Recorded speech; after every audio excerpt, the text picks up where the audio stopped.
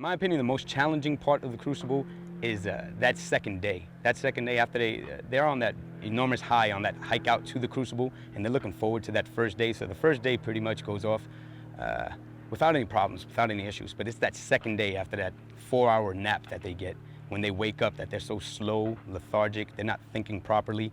They may not get the counts down the right way or have a great plan in place. What's your plan? To throw the rope over with the barrel tied on. Say.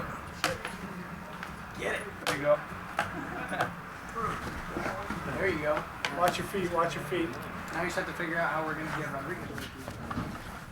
There you go. Yes, yes. All right, don't let go. Don't let go, don't let go, don't let go, yeah. Time. Time's up. Hang out. So how they do? A lot of ideas. A lot of good ideas. It was a little bit too late though, as far as the time's concerned. So, but they had the gist of it towards the end. They know exactly how to get it through. Get your weapons. Most challenging part of the Crucible would be the movement to contact and the ammo resupply points. You got to work together. You have a fire team that you have to get to the end, and then you also have, you're doing the low crawl and then the ammo resupply and whatnot.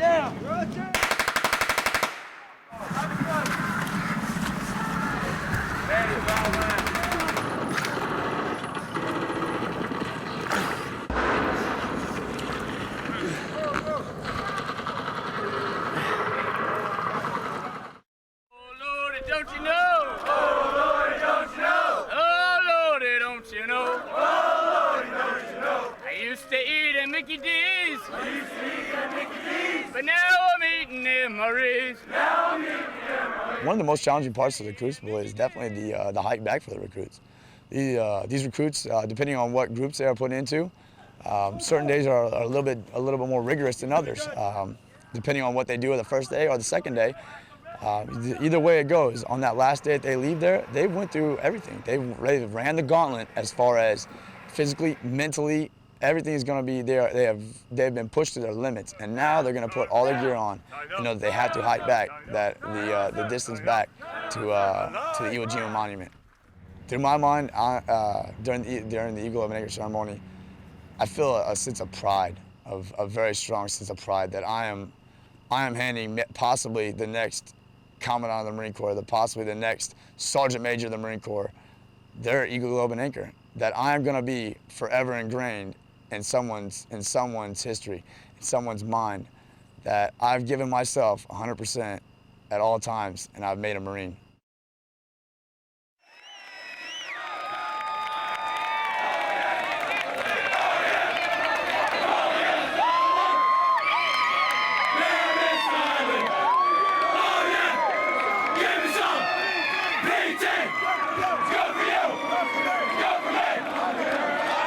This is the third graduation we've been to. And how many people in your family are in the Marine Corps? There are 3 who have been. One is a Marine vet now, he's out, and one graduated in June and one graduating tomorrow. Oh, we couldn't play. Oh my God, hear him. We gotta go. We gotta move.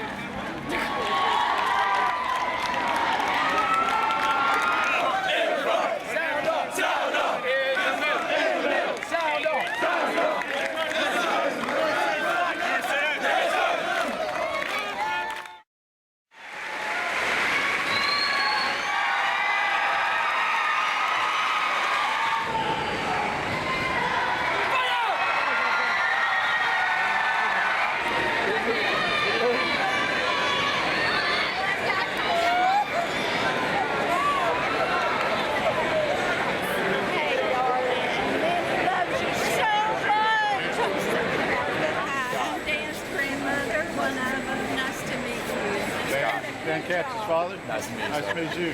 You've done a great job. Best memories, honestly, is family day and graduation day, honestly, because you get, the families that come up, they see their son or daughter for the 4th Battalion, they come up, they see him. A lot of the males, I have males that weren't fat when they got here, but still lost 20, 25 pounds.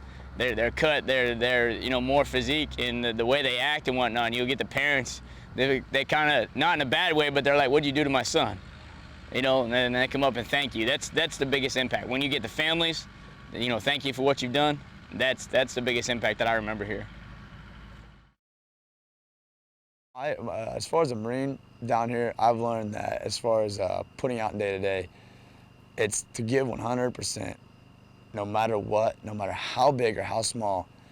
Your recruits, your Marines are gonna feed off of you. If you come out and you give 110% and you don't accept anything else, and you show them that attention to detail, that you're gonna strive to do the best, to make things better than what they were before, to make a difference, that's the biggest thing that I've noticed. I think for me, personally, I think there was always something when I was growing up, and personally in my life, I think there was always something. I've always wanted to do great things. I always wanted to make a difference somehow, some way. I always wanted to,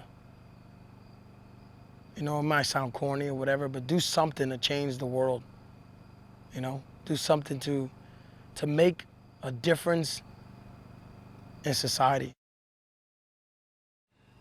For myself, I think that one of the things that kind of helped me out as far as being a stronger man, a stronger individual for being down here, was I lost one of my parents at a very young age. So I was forced to kind of grow up and mature very quickly. And I think that's essentially what we do down here with some of these young Marines that we have down here. We take them and make them a lot more. It's night and day, the maturity level that they are when they leave here.